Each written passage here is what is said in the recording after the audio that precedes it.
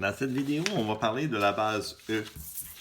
Donc, la base E, c'est un nombre E. Donc, vous voyez comment on l'écrit, c'est un E minuscule. Et c'est une constante mathématique, un petit peu comme pi. Donc, c'est un nombre très spécial. On peut le retrouver avec notre calculatrice. Donc, si vous allez sur votre calculatrice, il y a une touche avec un E, avec un petit exposant. Donc, si tu rentres E exposant 1, ben, tu vas voir apparaître 2.7, 1.8, etc., etc. Et c'est comme pi. Non, il n'y a pas de période dans ce nombre-là. Il n'y a pas de fin non plus. Et on apprend ça en secondaire 5 SN parce qu'on va retrouver cette constante-là beaucoup en sciences et beaucoup en économie aussi. Donc, c'est un nombre vraiment très intéressant. Mais nous, en secondaire 5, c'est sûr qu'on ne fera pas nécessairement grand-chose avec ça. Donc, le but de le voir cette année, c'est de l'apprivoiser un petit peu pour plus avoir peur de lui. Et dans un premier temps, le E de où ça vient? Donc, le pi, on sait que ça vient de la circonférence. Quand on divise la circonférence d'un cercle par son diamètre, ça nous donne le nombre pi. Et là, lui, le E de où est-ce que ça vient? Ben, dans plusieurs applications mathématiques, on s'intéresse à l'air sous la courbe.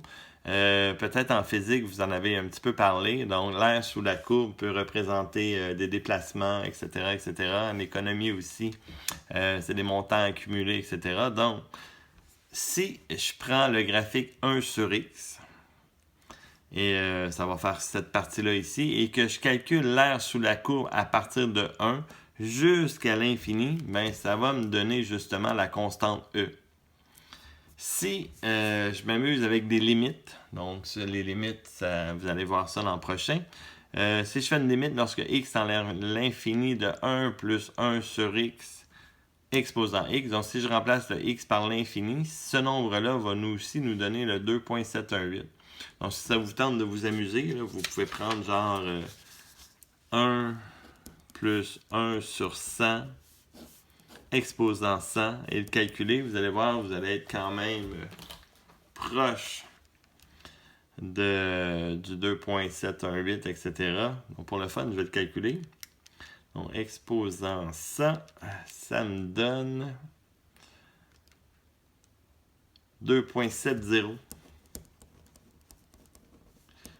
Et si je m'amuse avec 1000, mettons, 1 sur 1000, exposant 1000, ben, je vais être encore plus proche. Exposant 1000, ça me donne 2.716. Donc, le principe, c'est qu'on met l'infini ici. Donc, tu mets un nombre très grand à la place du 1000 et on va avoir finalement la constante E. Et un dernier nombre qu'on peut calculer, une autre façon de calculer le E, donc ça vient d'une troisième façon. Le factoriel, c'est des multiplications, genre. Donc, 1 factoriel, mais c'est 1. 2 factoriel, c'est 1 fois 2. 3 factoriel, c'est 1 fois 2 fois 3, puis ainsi de suite. Donc, si je m'amuse à additionner 1 plus 1 plus 1 demi plus 1 tiers, 3 factoriel, c'est 3 fois 2, donc c'est 6. Donc, 1 sixième plus 1 sur 4 factoriel, mais 4 factoriel, ça serait 1 fois 2 fois 3 fois 4, donc 12, 24, donc 1 24e, plus, etc. Jusqu'à l'infini, ça aussi, ça va nous donner le E. Donc, c'est vraiment super le fun, le nombre E. Nous, ce qui nous intéresse cette année, donc en 5e secondaire, c'est premièrement que tu sois hâte de faire un graphique de ça. Donc, quand tu vois le E, ben, tu dois te rappeler que ça vaut 2.7 quelque chose. Donc, le E, il est plus grand que 1. Donc, ça, c'est une fonction exponentielle avec une base plus grande que 1. Donc, le graphique, si je te demandais l'esquisse de ce graphique-là, ben, on mettrait l'asymptote à y est égal à 7. Et comme ma base, elle est plus grande que 1, donc ça va faire une courbe croissante. Donc, ça nous fait juste ça. Donc, le E, on le voit comme ça. Et on pourrait aussi vous demander de faire des calculs grâce à votre calculatrice dans ce cas-ci. Donc, si je remplaçais mon f de 4, donc si je veux calculer dans la même formule ici, que mon x vaut 4, mais je calculerais avec ma calculatrice 3e à la 4 moins 1 plus 7. Donc, Je vous invite à le calculer, donc juste pour être sûr que vous êtes capable d'utiliser votre calculatrice. Donc, ça va me faire E exposant 3, qui va être multiplié par le 3.